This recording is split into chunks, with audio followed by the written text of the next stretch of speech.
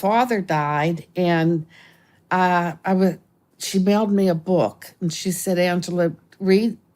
And it was a sudden death. It was unexpected. I was still young. I was 29 years old. I was living with my sister. We were heartbroken. So my mother emailed me a book, and she said, "Read this book. It will help you understand your father's death." And I did. And it was a book by Ruth Montgomery. She was a popular writer at the time. And and it was called A World Beyond. So that book helped me get over my grief.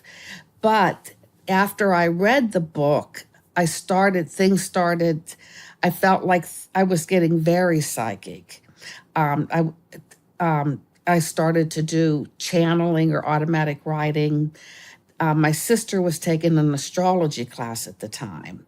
And the astrologer knew that my sister and I were doing the automatic writing. So she kind of recommended us to go study with a man by the name of Fred Mansbridge in Alexandria. He owned the Mansbridge Institute. So we started studying from him.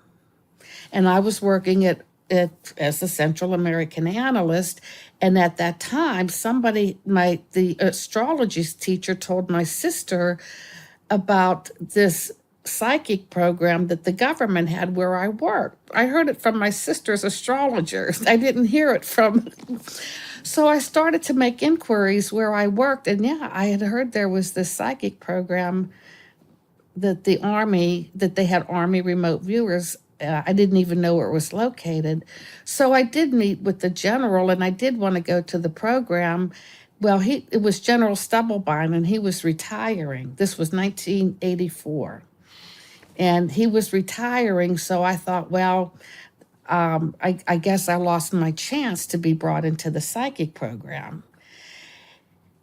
And what had happened was, he was getting ready to retire. So this Army psychic sitting up at Fort Meade, they were sitting around ready to get orders to go someplace else and work. Even the civilians up there. You know how the government works. We're going to close this program, but you're going to go here and work, and you're going to go there and work.